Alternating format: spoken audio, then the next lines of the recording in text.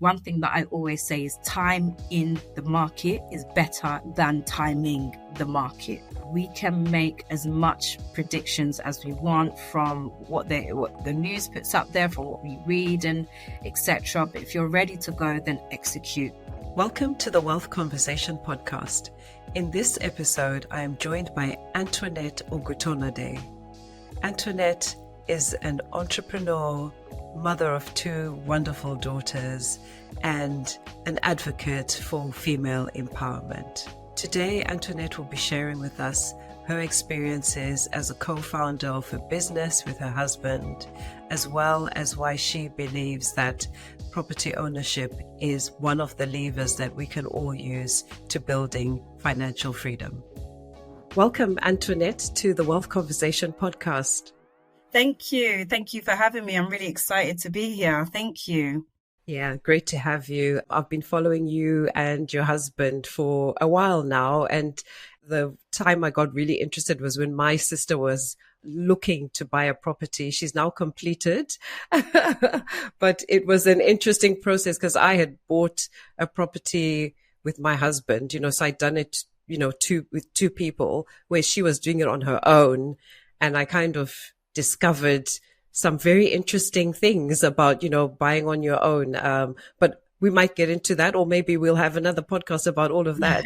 But before we get started, please, could you introduce yourself? Of course. So, my name is Antoinette Oguntonade. I am the co-founder of a digital platform called BrickzwithTipz, which I co-founded with my husband almost 5 years ago now. And the objective was to help people that looked like him and I, people from our community, to get onto the property ladder. We decided that we wanted to be homeowners from a fairly early age. And when we started our property acquisition journey, we found it quite difficult. We found that there wasn't key information for people like him and I who weren't earning a crazy amount of money or didn't have the help from the bank of mum and dad, but we knew that that was an aspiration of ours. So when we did our own individual research and our own reading and just really, I say understanding the market, we're both economics graduates. So we had a fair understanding of the property market in the UK, but in terms of actually buying a property as an individual or in a partnership, there wasn't much information. Like I said, unless you had big cash injection or if you were working a high salary job. But we were able to do it in our circumstances. And then we found that people within our community were questioning how we were able to do it. Can we do it? They wanted to do it. So people like our close friends, our siblings would come to us, and then they were eventually buying properties. And one day we just sat down and we were like, imagine if we were able to reach a wider community and also help other people that looked like people in our community that came from similar backgrounds, that worked similar jobs. We were very transparent about our salary, about our savings. Imagine if we were to help a pool of people get onto the property ladder. And then that's what birthed BrickzwithTipz. So our platform is really about helping people reach their goals through purchasing property. Especially in the UK, property is such a, what can I call it? It's sort of like the measure of your wealth, right? Yeah, it is. Yeah. And I guess for most people, it's the largest asset that they might ever have. 100%. And it's also, history shows that hundreds of years down the line, a lot of people's wealth from this country actually just comes from acquiring that one property, that first property. Getting onto the ladder that one time has allowed people to generate a lot of wealth.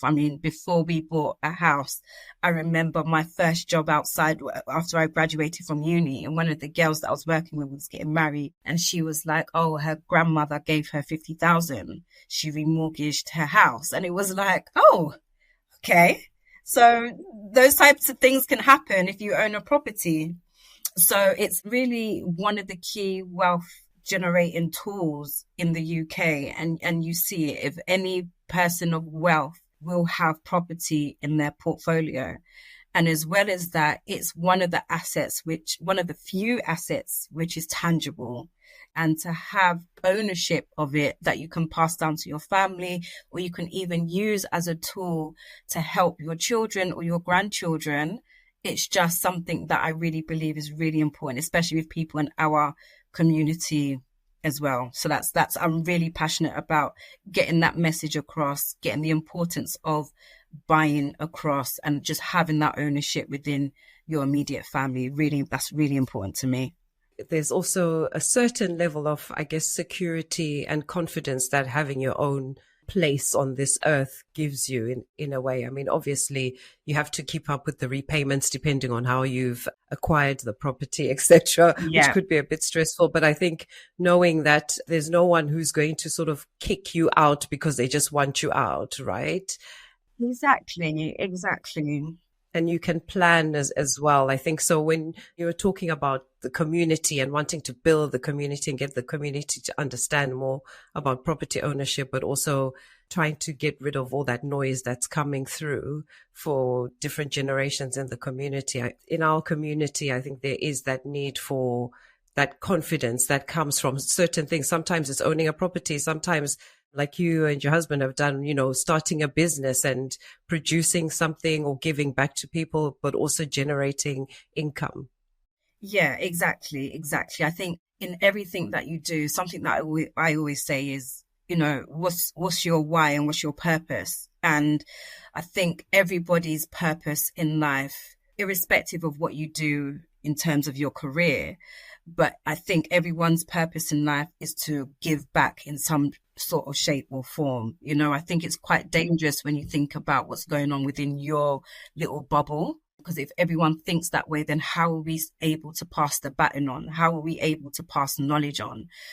So in a way, that's how we're able to give back, through later generations, the people that will come after us, that will need property, that will need a roof over their head. I believe everyone has some sort of dream or aspiration in life of what they want to achieve. And for a long time, I didn't really understand why owning property was one of them. It was just a thing that you would say, right? It was just a thing that was, it's similar to you get married, you have children, you own a property. It's like, it was just a thing. And I never really, really understood it until, we decided that we wanted to buy. And it was like, why? I had to really ask myself why we wanted to do that.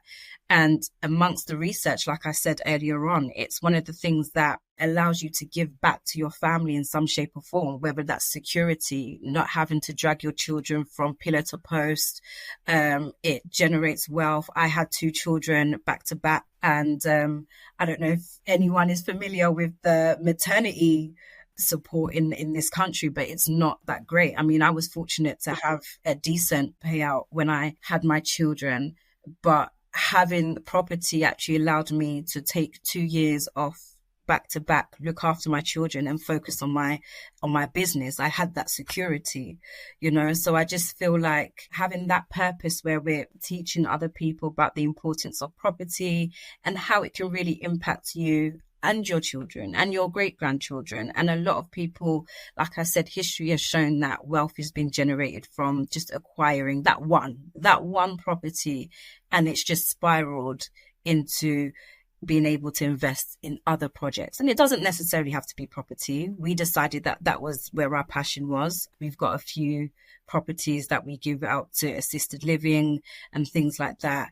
But that doesn't have to be your passion. It could be you want to invest it into a certain business, you want to travel, but having that security, having that roof over your head that that will have future value, I think is just so beneficial. We're going to talk more about property because I know that's your bread and butter, but there's so many other facets to you. And I wanted to touch on your decision to start a business and go into business with your husband. For some people, that's like a sign, that's a no-go.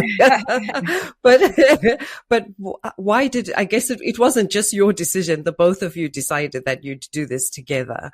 What was the reason for that? We actually studied together. So we met at university. We both studied economics together. Yeah. And through our studies, through our background, we both had a passion for property.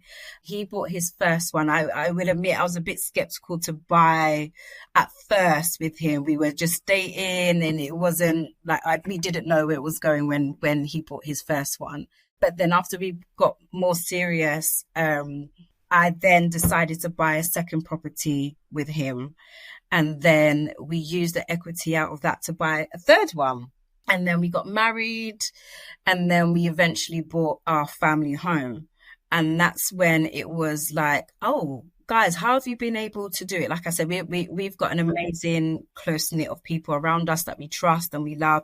So we've always been transparent with what we earn and stuff like that. At the time, I was only on about £25,000. So it was like, how have you been able to do that on £25,000?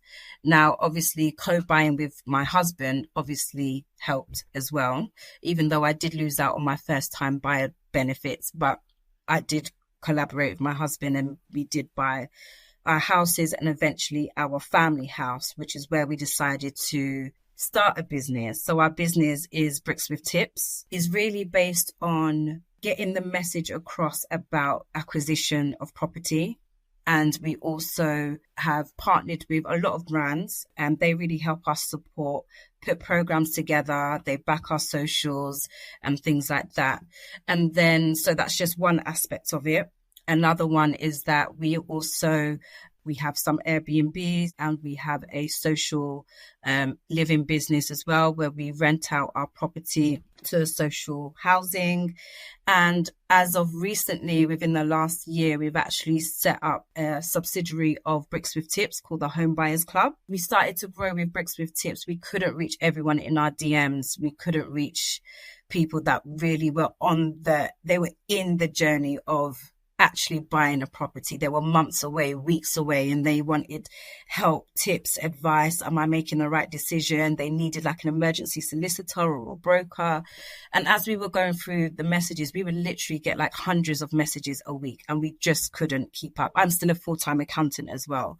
So we just couldn't keep up with the messages. So we decided to create the Home Buyers Club, where we dedicate detailed time to each member who is on that journey, literally from A to Z. And then we've got backing from Barclays that help us put on events and things like that as well. So yeah, we spin a few plates, and it works because we were both passionate about it. We both studied it. My dissertation was around the housing market. He studied it. So we really have a passionate about property, and we're able to make it work because deep down, that's what we love to do. He's also a TV presenter as well. So he presents various different property shows on Channel 4, BBC, and YouTube series as well, Channel 4 YouTube series. So it's really like when we say we're really passionate about it, that is literally our bread and butter. That is what we do day in, day out. And where we both have the same level of passion, it works. We're able to understand what each person has to contribute in able to make the business work, whether it's from the social aspect, whether it's from, dealing with our properties ourselves that we let out and things like that. We have to understand what needs to go into it in order to get the output that we want. And the output that we want is essentially to help a wider community, whether that's through social housing with the government or whether that's through people who join us through our social platforms who want to get onto the ladder but don't have the right advice. So it helps that we understand what we need to put in order to get the results that we want out. There's a lot there. You guys do quite a lot. And so already it helps to have two people, supporting the business. But from what you're saying, it is about once you meet the person who's got complementary qualities, right? It just works, whether your husband and wife or just simply business partners or partners in general. So what are the sort of areas that you focus on? So I do a lot of speaking engagements. I focus on the socials. I focus on the Home Buyers Club platforms, doing all of the events. He mainly does the actual heavy property stuff, But we've been quite fortunate to set up systems so the property aspect of it just works itself. We've got systems in place where we have teams, we've got structure. So if anything happens, it doesn't take too much of our time.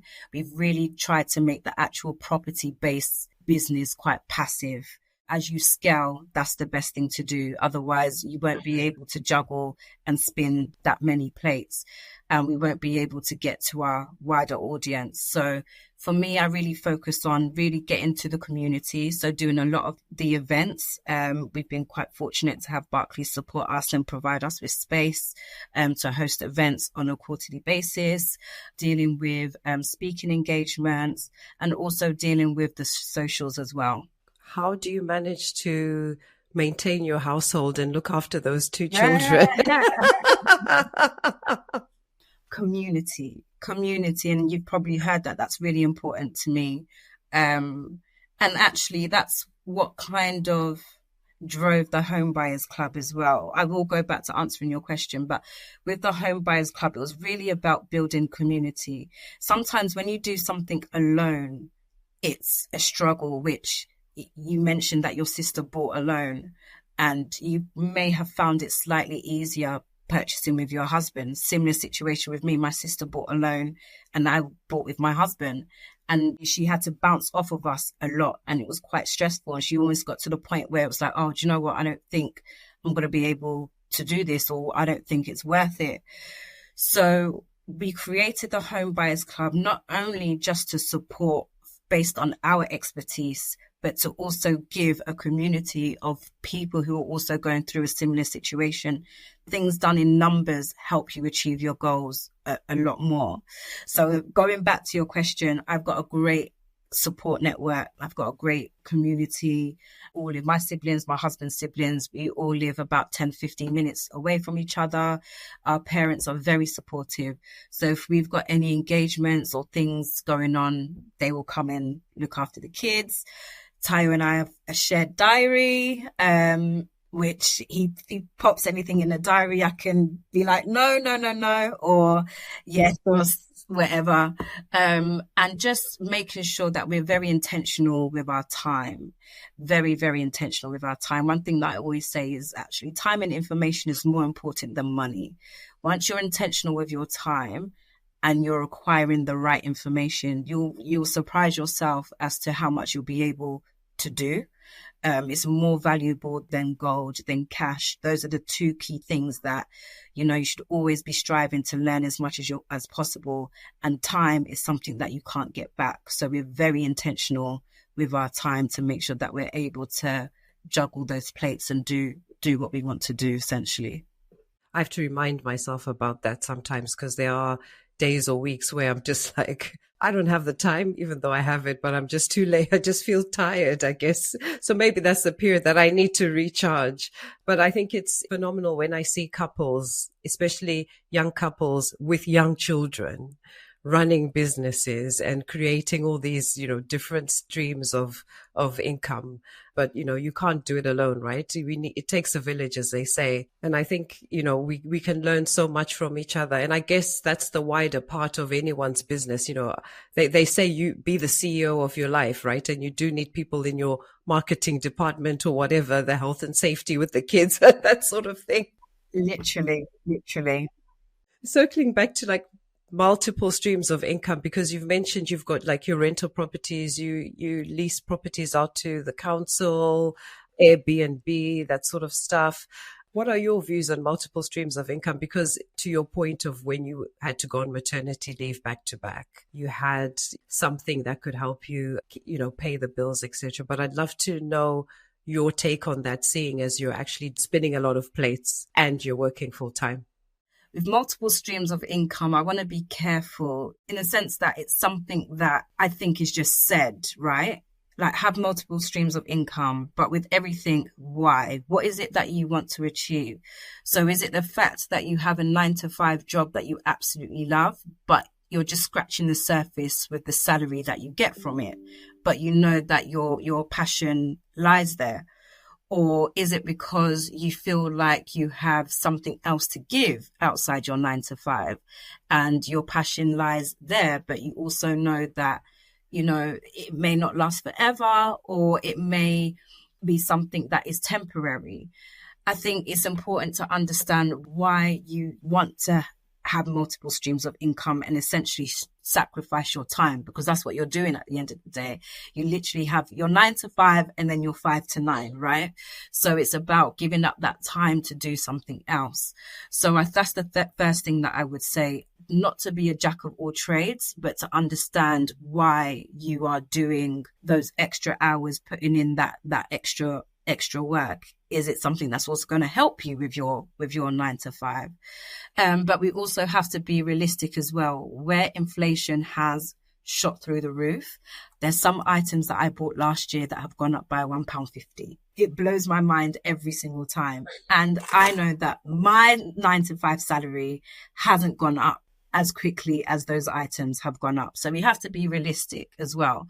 And I say items, but if we take the property market into consideration, we saw interest rates between 2020 and 2024 go up 13 times, with just a couple of days ago, for the first time in 4 years, from 5.25% to 5%. So what does that mean? That meant that a lot of people who were essentially, let's just say, for argument's sake, who had mortgages for £1,000, repayments at £1,000, in the blink of an eye, were then paying £1,500.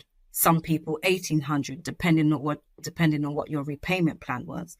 Now, a 9 to 5 will not sustain that. It cannot sustain that for a lot of people. With the business that we ran, we saw a lot of people saying, help, what do I do? Can I speak to my lender? My mortgage has literally gone up £500 and I can't afford it. What do I do? So in circumstances where things like that happen, this is why I'm a big advocate for multiple streams of income. Unfortunately, I will speak for the UK itself. I don't believe it's set up for you to have one job in order to even live with having a mortgage, having children, and even having your odd treats once in a while. I don't think it is.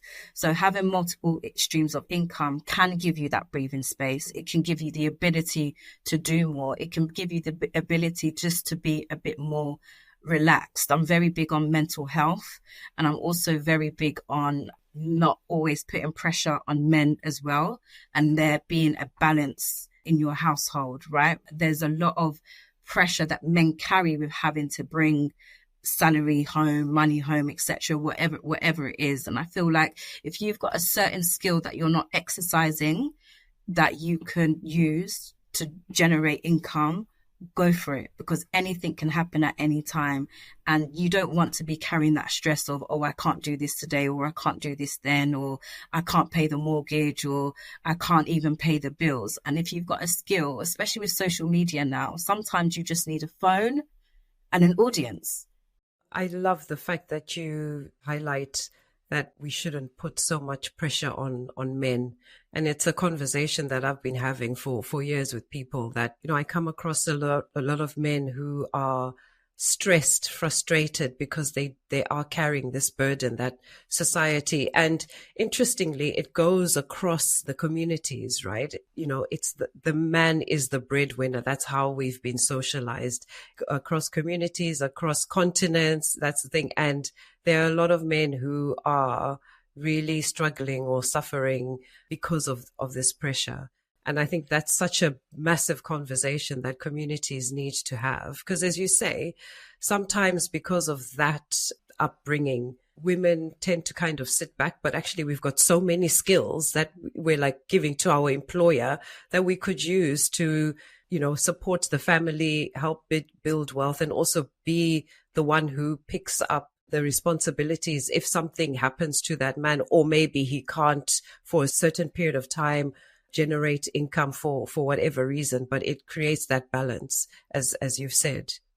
Just through history and stuff like that, I've seen what pressure on men can do in the household. And, we're fortunate as women to be educated and learn a variety of skills. And we're so talented in so many ways. And sometimes and I think that was the great thing about the pandemic. It caused us to slow down and to actually think of different things. And some of us, were put on furlough. Some people completely lost their jobs completely. And you had to really think laterally as to how am I going to survive? And what I saw a lot of women do and think about, it amazed me. It completely amazed me. And we experienced a lot of death during the pandemic, a lot of hard times. But I think one of the special things that came out of the pandemic was you really had to sit with yourself and think and just slow down. And I think that created so many gems, so many diamonds. So if you've got a skill that can be exercised, especially in this climate now, you literally can just have a phone and a talent, a skill, and that can help you make money. So it's definitely something that we should think about if you're in a situation where your 9 to 5 is just not going to cut it for this climate. So keeping on that theme of streams of income, but back to property, people buy properties to live in, so as their main home, others for investing, whether it's running a business or just one property to lease out, for example, Airbnb, as you've mentioned before.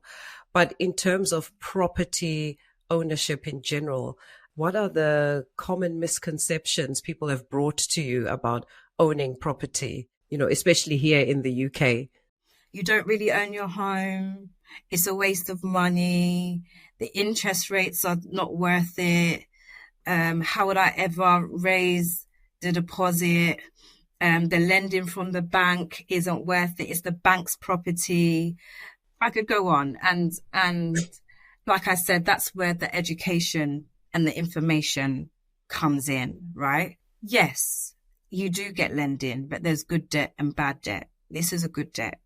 You're able to leverage your home. An example of being able to leverage your home. You buy a house, just an example, for £100,000 in 2014. Today's value, it's £400,000. And you've been, in 10 years later, you've also been paying back the bank what you borrowed. Now, let's say that you've paid down half of that, 50,000, and the property has gone up by 300,000. You have £250,000 in cash, your cash. And that's what a lot of people don't understand in terms of the ownership part of it. They don't understand that. They don't understand the leveraging. They don't understand the numbers that concern it. They also don't really understand that once it's completely paid off, that is land that you can pass down, whether it's through a trust, a will, however you want to do it. That is land that you can pass down to your children, your great-grandchildren, any family member that you want. And that actually allows financial freedom. And that's something that I think we should strive for, financial freedom, right? Most of us go to work to pay off our mortgage. I mean, if I didn't have a mortgage to pay off, I probably wouldn't be working. I'm the same.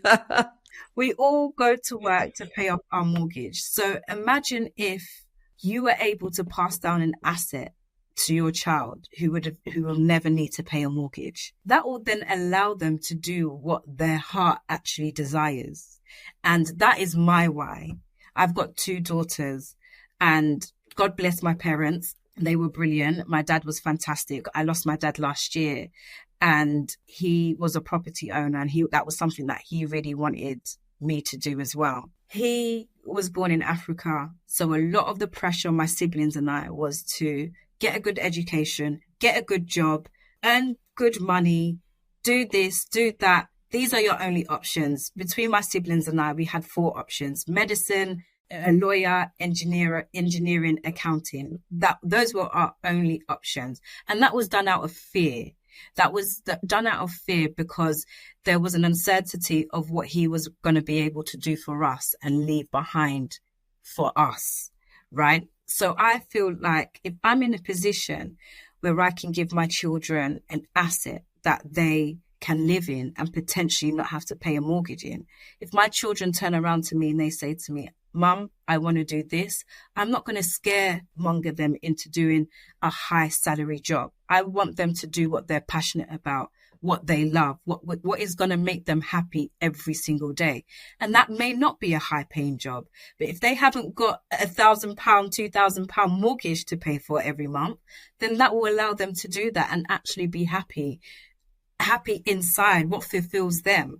I feel like, going back to mental health, a lot of our struggles as human beings come down to us not really wanting to do what we want to do. It comes down to us waking up every single day and doing what we have to do to survive, being in that survival mode. And that's not what I want for my children. So based on what I understand about the property market, which I think a lot of people don't, it's going to allow my children to have some sort of financial freedom, which I think a lot of people have a huge misconception about.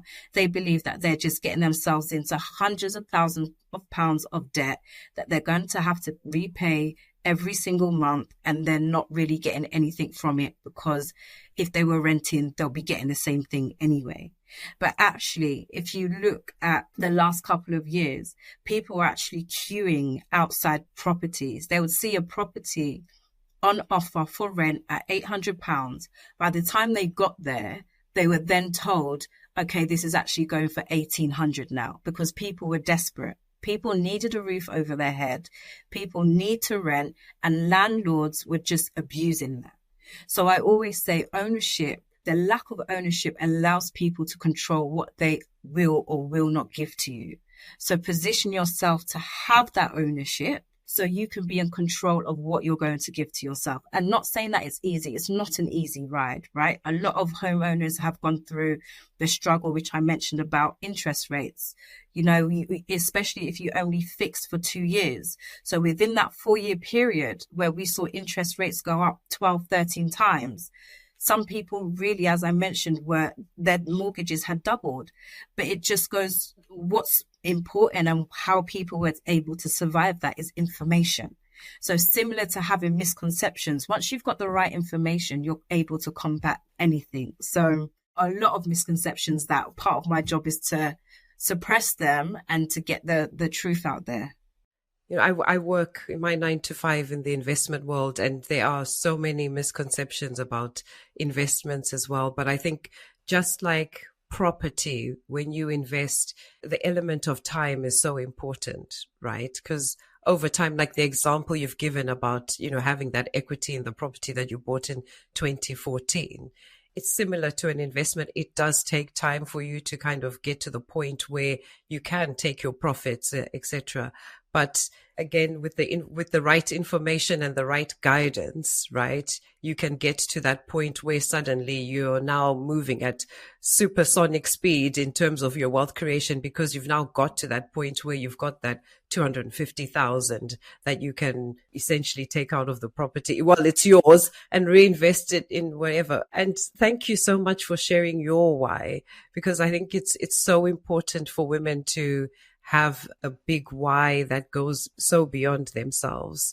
And one of the things I was thinking about when we decided to do this interview was to ask you about whether you believe women should invest in property and why you think they should be doing that. And I think your example, you know, has completely answered that. It's to build legacy. It's to give the next generation choice. And whilst I'm on that about your story, I'm sorry to hear about your father. I'm sure he's very happy, smiling down on you with everything you're doing. And you've taken his dream, his work, and you're broadening it out to the community, which is fantastic. So I think you've probably done more than he ever imagined you could, even though you ended up being an accountant.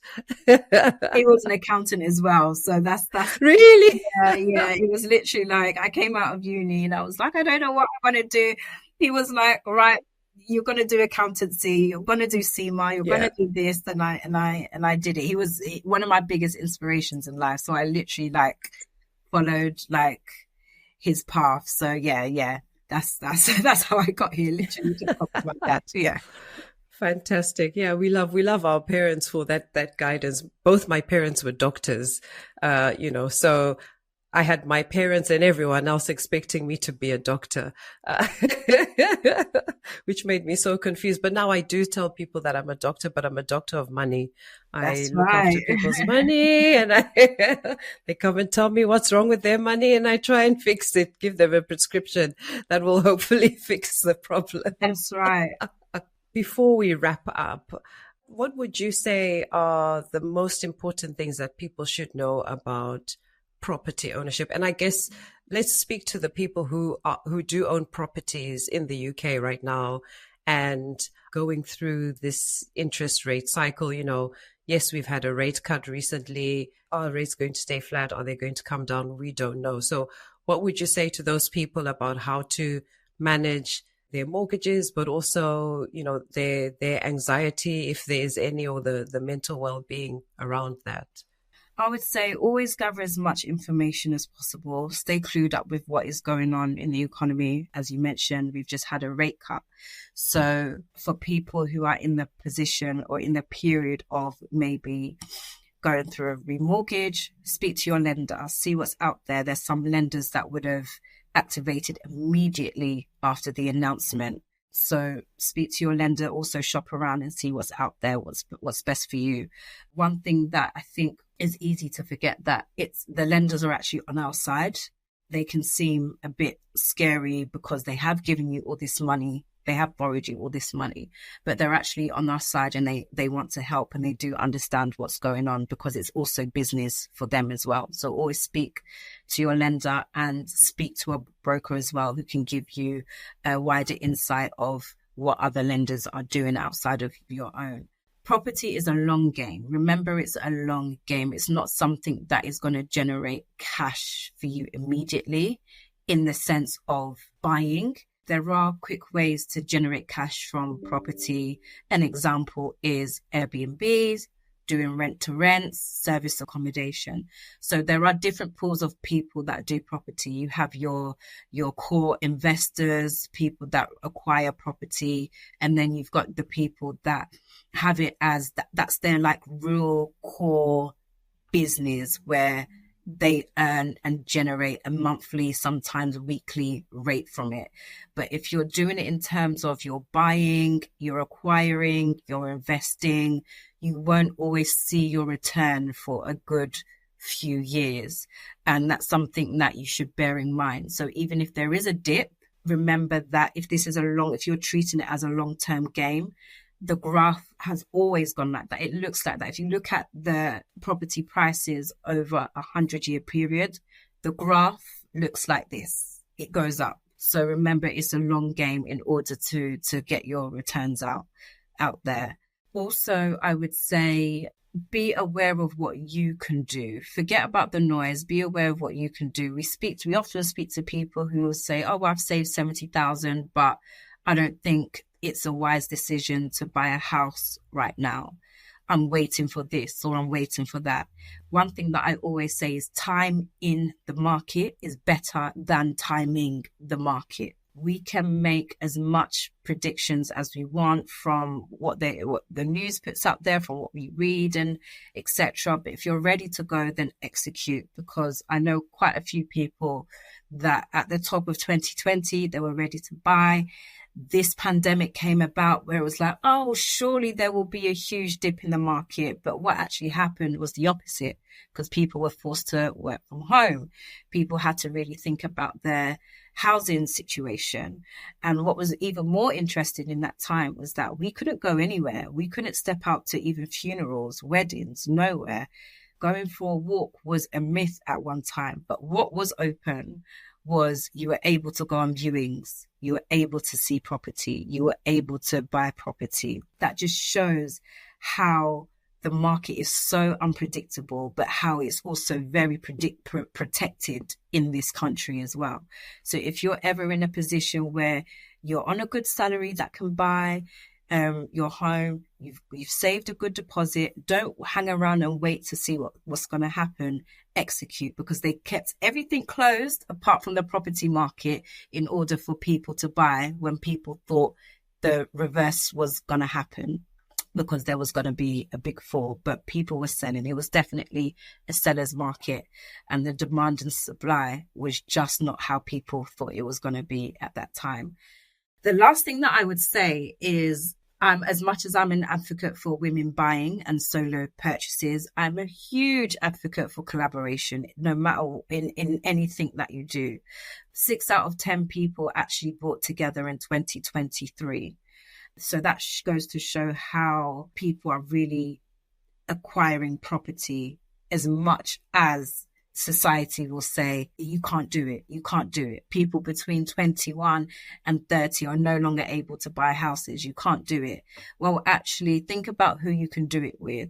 It is an achievement to do it by yourself, but if you can buy with someone, whether it be a partner, your husband, a sibling, a friend, if you have the same objective, the same goal, really consider doing that. Because what I say about property is, you just need your one. You just need your first home to open doors for you. And that's why I believe it's called a ladder, right? You can literally take steps to acquire more and get more out of it that you want, whether it's taking that money out to put into another one, or a business, or to travel, or for your children, whatever it is. You just need that one in order to acquire that wealth from it, which won't come immediately, but it's a stepping stone.